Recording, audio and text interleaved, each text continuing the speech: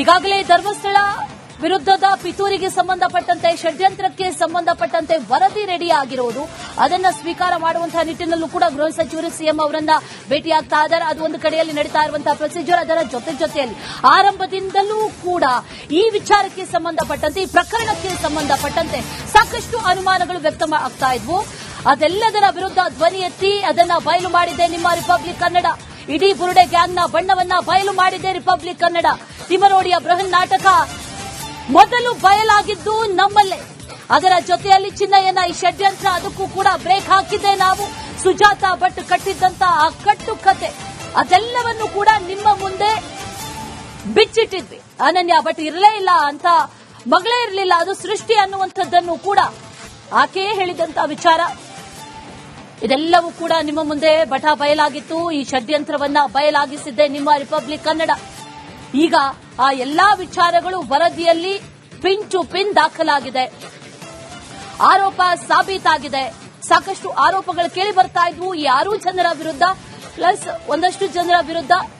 ಅದೆಲ್ಲವೂ ಕೂಡ ವರದಿಯಲ್ಲಿ ಮೆನ್ಷನ್ ಆಗಿದೆಯಾ ಅನ್ನುವಂತಹ ಪ್ರಶ್ನೆಯ ಜೊತೆಗೆ ಒಂದಷ್ಟು ವಿಚಾರಗಳನ್ನು ಈಗಾಗಲೇ ಹೇಳಿದ್ದಿದೆಯಲ್ಲ, ಅದೆಲ್ಲವೂ ಕೂಡ ಈಗ ಸಾಬೀತಾದಂತಾಗಿದೆ. ಡೀಟೇಲ್ಸ್ ಅನ್ನ ಕೊಡ್ತಾರೆ ನಮ್ಮ ಪ್ರತಿನಿಧಿ ನಾಗೇಂದ್ರ ಬಾಬು. ನೇರ ಸಂಪರ್ಕದಲ್ಲಿ ಜಾಯ್ನ್ ಆಗಿದ್ದಾರೆ. ನಾಗೇಂದ್ರ ಬಾಬು, ಆರಂಭದಿಂದಲೂ ಕೂಡ ಇದ್ದಂತಹ ಅನುಮಾನಗಳಿಗೆಲ್ಲವೂ ಕೂಡ ಒಂದು ರೀತಿಯಲ್ಲಿ ಫುಲ್ ಸ್ಟಾಪ್ ಇಡುವಂತಹ ವರದಿ ಇದು ಅನ್ನುವಂಥದ್ದು ಗೊತ್ತಾಗ್ತಾ ಇದೆ.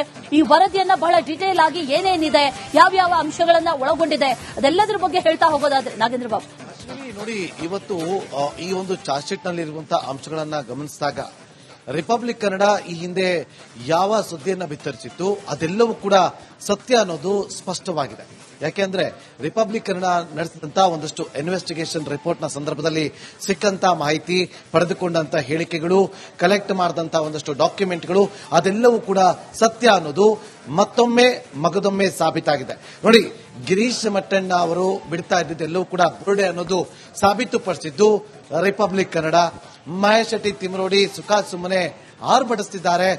ನೇರವಾಗಿ ಷಡ್ಯಂತ್ರವನ್ನ ಮಾಡಿ ಷಡ್ಯಂತ್ರದ ರೂವಾರಿ ಅನ್ನೋದನ್ನ ಸುದ್ದಿಯನ್ನ ಬಿತ್ತರಿಸಿದ್ದು ಕೂಡ ರಿಪಬ್ಲಿಕ್ ಕನ್ನಡ.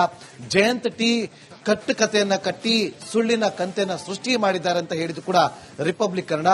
ಅಷ್ಟೇ ಅಲ್ಲದೆ ಸುಜಾತಾ ಭಟ್ ಅವರನ್ನ ರಿಪಬ್ಲಿಕ್ ಕನ್ನಡ ಸ್ಟುಡಿಯೋಗೆ ಕರೆಸಿ ಅವರಿಂದ ಸತ್ಯವನ್ನ ಬಾಯ್ಬಿಡಿಸಿದ್ದು ಕೂಡ ರಿಪಬ್ಲಿಕ್ ಕನ್ನಡ. ಇದಷ್ಟೇ ಅಲ್ಲದೆ ಚಿನ್ನಯ್ಯನಿಗೆ ಒಂದಷ್ಟು ಆಮಿಷವನ್ನ ಕೊಡಲಾಗಿತ್ತು, ಚಿನ್ನಯ್ಯನನ್ನ ಈ ಒಂದು ಪ್ರಕರಣದಲ್ಲಿ ಬಲಿಪಶುವನ್ನ ಮಾಡಲಾಗಿತ್ತು ಅಂತ ಹೇಳಿ ಖುದ್ದು ರಿಪಬ್ಲಿಕ್ ಕನ್ನಡದ ಸ್ಟುಡಿಯೋದಲ್ಲಿ ಮಹಾಭಾರತದ ಮೆಗಾ ಡಿಬೇಟ್ನಲ್ಲಿ ಚಿನ್ನಯ್ಯ ಪತ್ನಿ ಹಾಗೂ ಸಹೋದರ ಇಬ್ರು ಕೂಡ ಸತ್ಯವನ್ನ ಬಾಯ್ಬಿಟ್ಟಿದ್ರು. ಇದೆಲ್ಲದರ ಹೊರತಾಗಿ ಸಮೀರ್ ಏನೊಂದು ಎಐ ವಿಡಿಯೋವನ್ನ ಮಾಡಿದ್ದ ಅದೆಲ್ಲವೂ ಕೂಡ ಸುಳ್ಳು, ಜನರ ದಾರಿ ತಪ್ಪಿಸುವಂತ ಕೆಲಸವನ್ನ ಮಾಡಿದ್ದ. ಈ ಒಂದು ಎಐ ವಿಡಿಯೋ ಮೂಲಕ ಧರ್ಮಸ್ಥಳದ ವಿರುದ್ಧ ಷಡ್ಯಂತ್ರವನ್ನ ಮಾಡೋದಕ್ಕೆ ಸಮೀರ್ ಕೂಡ ಒಬ್ಬ ಕಾರಣಕರ್ತನಾಗಿದ್ದ ಅಂತ ಹೇಳಿ ಒಂದಷ್ಟು ಸುದ್ದಿಗಳನ್ನ ರಿಪಬ್ಲಿಕ್ ಕನ್ನಡ ಏನು ವಿತ್ ಡಾಕ್ಯುಮೆಂಟ್ ವಿತ್ ಹೇಳಿಕೆ ಇದೆಲ್ಲವನ್ನು ಕೂಡ ಇಟ್ಟುಕೊಂಡು ಏನು ಮಾಡಿತ್ತು ಅದೆಲ್ಲವೂ ಕೂಡ ಸತ್ಯ ಅನ್ನೋದು ಈಗ ಎಸ್ಐಟಿ ಸಬ್ಮಿಟ್ ಮಾಡಿರುವಂತಹ ಚಾರ್ಜ್ ಶೀಟ್ ನಲ್ಲಿ ಎಲ್ಲಾ ಅಂಶಗಳು ಕೂಡ ಉಲ್ಲೇಖ ಆಗಿದೆ. ಪ್ರಮುಖವಾಗಿ ಎಸ್ಐಟಿ ಸಬ್ಮಿಟ್ ಮಾಡಿರುವಂತಹ ಚಾರ್ಜ್ ಶೀಟ್ ನಲ್ಲಿರುವಂತಹ ಅಂಶಗಳ ಬಗ್ಗೆ ಗಮನಿಸೋದಾದ್ರೆ ಇಲ್ಲಿ 6 ಜನ ಆರೋಪಿಗಳು ಪಿತೂರಿಯನ್ನ ಮಾಡಿದ್ದಾರೆ, ಷಡ್ಯಂತ್ರವನ್ನ ಮಾಡಿದ್ದಾರೆ ಅಂತೇಳಿ ಯಾರು ಇಲ್ಲಿ ಬಂದು ದೂರನ್ನ ಕೊಟ್ಟು ಇಲ್ಲಿ 100 ಶವಗಳನ್ನ ಹೊತ್ತಿಟ್ಟಿದ್ದೀವಿ, ಇದಕ್ಕೆಲ್ಲ ಕಾರಣಕರ್ತರು ಧರ್ಮಸ್ಥಳದವರು, ಧರ್ಮಸ್ಥಳದ ಧರ್ಮಾಧಿಕಾರಿ ಅಂತೇಳಿ ನೇರವಾಗಿ ಯಾರು ಆರೋಪವನ್ನ ಮಾಡಿದ್ರು, ಯಾರು ದೂರನ್ನ ಕೊಟ್ಟು ಬಂದಿದ್ರು ಅವರೇ ಇವತ್ತು ಆರೋಪಿ ಸ್ಥಾನದಲ್ಲಿ ನಿಂತಿದ್ದಾರೆ. ಯಾರು ಆರೋಪಿ ಅಂತ ಹೇಳಿ ಇವರು ದೋಷವನ್ನ ಅಂದ್ರೆ ನೇರವಾಗಿ ಅಪರಾಧಿಯ ಸ್ಥಾನದಲ್ಲಿ ನಿಲ್ಲಿಸುವಂತ ಕೆಲಸವನ್ನ ಇವರೆಲ್ಲ ಮಾಡ್ತಿದ್ರು. ಇವರೆಲ್ಲರಿಗೂ ಕೂಡ ಈಗ ನಂಬರ್ಗಳು ಸಿಕ್ಕಿದೆ. ಆ ನಂಬರ್ಗಳ ಪ್ರಕಾರ A1 ಚಿನ್ನಯ್ಯ ಆದ್ರೆ A2 Mahesh Shetty Thimarodi, A3 Girish Mattannavar, A4 ವಿಠ್ಠಲಗೌಡ, A5 Jayant, ಅದೇ ರೀತಿಯಾಗಿ A6 ಸುಜಾತಾ ಭಟ್ ಅನ್ನೋದು ಇಲ್ಲಿ ಸ್ಪಷ್ಟವಾಗಿ ಗೊತ್ತಾಗ್ತದೆ. ಮತ್ತೊಂದು ಕಡೆ ಯಾರ್ಯಾರ ಪಾತ್ರ ಏನೇನು ಅನ್ನೋದು ಕೂಡ ಇಲ್ಲಿ ಸ್ಪಷ್ಟವಾಗಿ ಉಲ್ಲೇಖ ಮಾಡಲಾಗಿದೆ. ಪ್ರಮುಖವಾಗಿ ಚಿನ್ನಯ್ಯ ಆಲ್ರೆಡಿ ಒಂದು ಬಾರಿ ತಲೆಬುಡೆಯನ್ನ ತಂದುಕೊಟ್ಟು ಕೋರ್ಟ್ನಲ್ಲಿ ಒಂದು ಹೇಳಿಕೆಯನ್ನ ಕೊಟ್ಟು 100 ಶವಗಳನ್ನ ಹೊತ್ತಿಟ್ಟಿದ್ದೀನಿ, ನನಗೆ ಅವಕಾಶವನ್ನ ಕೊಟ್ಟರೆ ಆ ಎಲ್ಲಾ ಜಾಗವನ್ನ ತೋರಿಸ್ತೀನಿ, ನೀವು ಅಲ್ಲಿ ಉತ್ಖನನ ಮಾಡಿ ನೋಡಿ ನಿಮಗೆ ಗೊತ್ತಾಗುತ್ತೆ ಅಂತೇಳಿ ಒಂದಷ್ಟು ಹೇಳಿಕೆಯನ್ನ ಕೊಟ್ಟಿದ್ದ. ಅದಾದ ನಂತರ ತನಿಖೆಯ ಸಂದರ್ಭದಲ್ಲಿ ಆತನನ್ನ ಹೆಚ್ಚಿನ ವಿಚಾರಣೆಗೊಳಪಡಿಸಿದಾಗ ಚಿನ್ನಯ್ಯ ಸತ್ಯವನ್ನ ಬಾಯ್ಬಿಟ್ಟಿದ್ದ. ಇವರೆಲ್ಲರೂ ಕೂಡ ಸೇರಿಕೊಂಡು ನನ್ನನ್ನ ಬಲಿಪಶು ಮಾಡಿದ್ರು, ಇದೇ ರೀತಿಯಾಗಿ ಹೇಳಬೇಕು ಅಂತೇಳಿ ಒಂದು ಪ್ಲಾಂಟ್ ಅನ್ನ ಮಾಡಿದ್ರು ಅಂತೇಳಿ ಆತ ತಪ್ಪನ್ನು ಒಪ್ಪಿಕೊಂಡಿದ್ದ. ಅದಾದ ನಂತರ ಆತನ ಹೇಳಿಕೆಯನ್ನು ಆಧರಿಸಿ ಆಧರಿಸಿ ಆತನ ವಿರುದ್ಧವೇ ಒಂದು ಎಫ್ಐಆರ್ ಆಗುತ್ತೆ. A1 ಆರೋಪಿ ಅಂತ ಆಗ್ತಾನೆ. ಅದಾದ ನಂತರ ಆತನನ್ನು ಅರೆಸ್ಟ್ ಮಾಡ್ತಾರೆ, ಶಿವಮೊಗ್ಗ ಜೈಲಿಗೆ ಕಳಿಸ್ಕೊಡ್ತಾರೆ. ಶಿವಮೊಗ್ಗ ಜೈಲಿಂದ ಮೂರು ಬಾರಿ ಬಂದು ಬೆಳ್ತಂಗಡಿ ಕೋರ್ಟ್ನಲ್ಲಿ BNSS 183 ಅಡಿಯಲ್ಲಿ ತಪ್ಪೊಪ್ಪಿಗೆಯನ್ನ ಕೊಡ್ತಾನೆ. ಸುಮಾರು ಪುಟಗಳಷ್ಟು ತನ್ನ ಹೇಳಿಕೆಯನ್ನ ಕೊಡ್ತಾನೆ. ಆ ಹೇಳಿಕೆಯ ಕೂಡ ಇಲ್ಲಿ ಅದನ್ನ ಆಧರಿಸಿ ಕೂಡ ತನಿಖೆಯನ್ನು ನಡೆಸೋದಕ್ಕೆ SIT ಕೂಡ ಮುಂದಾಗುತ್ತೆ. ಇನ್ನು A2 ಆರೋಪಿಯಾಗಿರುವಂತಹ ಮಹೇಶ್ ತಿಮ್ರೋಡಿ ಪಾತ್ರ ಏನು ಅನ್ನೋದು ಕೂಡ SIT ತನಿಖೆ ಸಂದರ್ಭದಲ್ಲಿ ಸ್ಪಷ್ಟವಾಗಿ ಉಲ್ಲೇಖ ಮಾಡಿದೆ.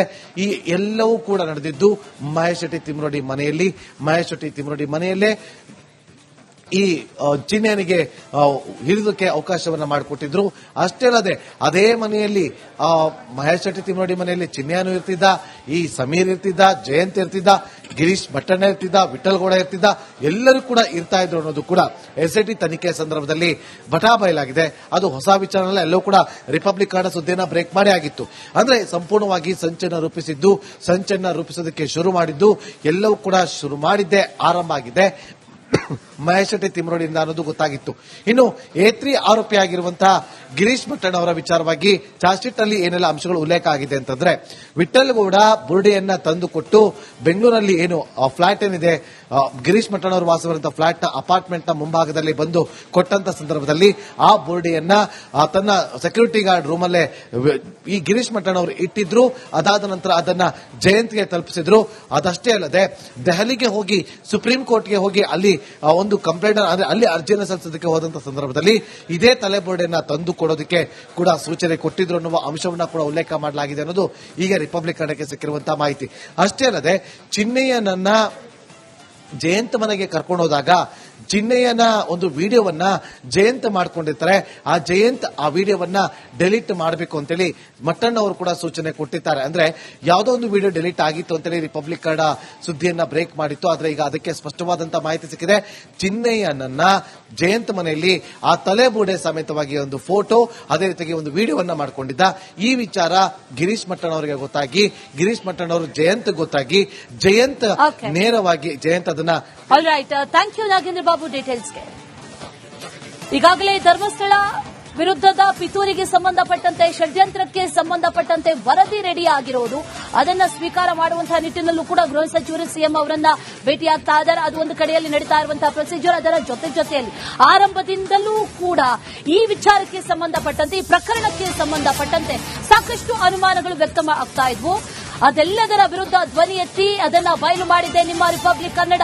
ಇಡೀ ಬುರುಡೆ ಗ್ಯಾಂಗ್ನ ಬಣ್ಣವನ್ನ ಬಯಲು ಮಾಡಿದೆ ರಿಪಬ್ಲಿಕ್ ಕನ್ನಡ. ತಿಮರೋಡಿಯ ಬೃಹನ್ ನಾಟಕ ಮೊದಲು ಬಯಲಾಗಿದ್ದು ನಮ್ಮಲ್ಲೇ.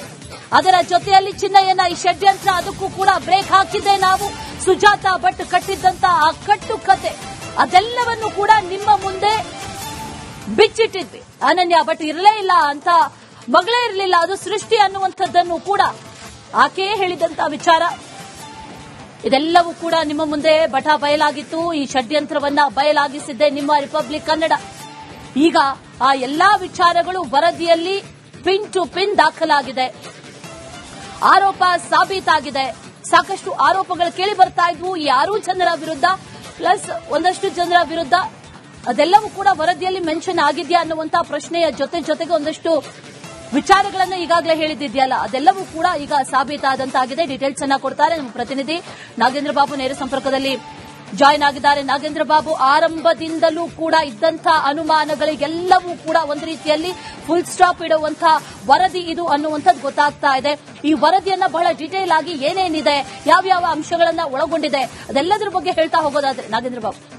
ನೋಡಿ, ಇವತ್ತು ಈ ಒಂದು ಚಾರ್ಜ್ ಶೀಟ್ ನಲ್ಲಿರುವಂತಹ ಅಂಶಗಳನ್ನ ಗಮನಿಸಿದಾಗ ರಿಪಬ್ಲಿಕ್ ಕನ್ನಡ ಈ ಹಿಂದೆ ಯಾವ ಸುದ್ದಿಯನ್ನ ಬಿತ್ತರಿಸಿತ್ತು ಅದೆಲ್ಲವೂ ಕೂಡ ಸತ್ಯ ಅನ್ನೋದು ಸ್ಪಷ್ಟವಾಗಿದೆ. ಯಾಕೆಂದ್ರೆ ರಿಪಬ್ಲಿಕ್ ಕನ್ನಡ ನಡೆಸಿದಂತಹ ಒಂದಷ್ಟು ಇನ್ವೆಸ್ಟಿಗೇಷನ್ ರಿಪೋರ್ಟ್ ನ ಸಂದರ್ಭದಲ್ಲಿ ಸಿಕ್ಕಂತ ಮಾಹಿತಿ, ಪಡೆದುಕೊಂಡಂತ ಹೇಳಿಕೆಗಳು, ಕಲೆಕ್ಟ್ ಮಾಡಿದಂತಹ ಒಂದಷ್ಟು ಡಾಕ್ಯುಮೆಂಟ್ಗಳು ಅದೆಲ್ಲವೂ ಕೂಡ ಸತ್ಯ ಅನ್ನೋದು ಮಗದೊಮ್ಮೆ ಸಾಬೀತಾಗಿದೆ. ನೋಡಿ, ಗಿರೀಶ್ ಮಟ್ಟಣ್ಣ ಅವರು ಬಿಡ್ತಾ ಇದ್ದಿದ್ದೆಲ್ಲವೂ ಕೂಡ ಬುರುಡೆ ಅನ್ನೋದು ಸಾಬೀತುಪಡಿಸಿದ್ದು ರಿಪಬ್ಲಿಕ್ ಕನ್ನಡ. ಮಹೇಶ್ ತಿಮ್ರೋಡಿ ಸುಮ್ಮನೆ ಆರ್ಭಟಿಸುತ್ತಿದ್ದಾರೆ. ನೇರವಾಗಿ ಷಡ್ಯಂತ್ರವನ್ನ ಮಾಡಿ ಷಡ್ಯಂತ್ರದ ರುವಾರಿ ಅನ್ನೋದನ್ನ ಸುದ್ದಿಯನ್ನ ಬಿತ್ತರಿಸಿದ್ದು ಕೂಡ ರಿಪಬ್ಲಿಕ್ ಕನ್ನಡ. ಜಯಂತ್ ಟಿ ಕಟ್ಟುಕತೆಯನ್ನ ಕಟ್ಟಿ ಸುಳ್ಳಿನ ಕಂತೆಯನ್ನ ಸೃಷ್ಟಿ ಮಾಡಿದ್ದಾರೆ ಅಂತ ಹೇಳಿದ್ದು ಕೂಡ ರಿಪಬ್ಲಿಕ್ ಕನ್ನಡ. ಅಷ್ಟೇ ಅಲ್ಲದೆ ಸುಜಾತಾ ಭಟ್ ಅವರನ್ನ ರಿಪಬ್ಲಿಕ್ ಕನ್ನಡ ಸ್ಟುಡಿಯೋಗೆ ಕರೆಸಿ ಅವರಿಂದ ಸತ್ಯವನ್ನ ಬಾಯ್ಬಿಡಿಸಿದ್ದು ಕೂಡ ರಿಪಬ್ಲಿಕ್ ಕನ್ನಡ. ಇದಷ್ಟೇ ಅಲ್ಲದೆ ಚಿನ್ನಿಯನಿಗೆ ಒಂದಷ್ಟು ಆಮಿಷವನ್ನ ಕೊಡಲಾಗಿತ್ತು, ಚಿನ್ನಿಯನನ್ನ ಈ ಒಂದು ಪ್ರಕರಣದಲ್ಲಿ ಬಲಿಪಶುವನ್ನ ಮಾಡಲಾಗಿತ್ತು ಅಂತ ಹೇಳಿ ಖುದ್ದು ರಿಪಬ್ಲಿಕ್ ಕನ್ನಡದ ಸ್ಟುಡಿಯೋದಲ್ಲಿ ಮಹಾಭಾರತದ ಮೆಗಾ ಡಿಬೇಟ್ನಲ್ಲಿ ಚಿನ್ನೆಯ ಪತ್ನಿ ಹಾಗೂ ಸಹೋದರ ಇಬ್ರು ಕೂಡ ಸತ್ಯವನ್ನ ಬಾಯ್ಬಿಟ್ಟಿದ್ರು.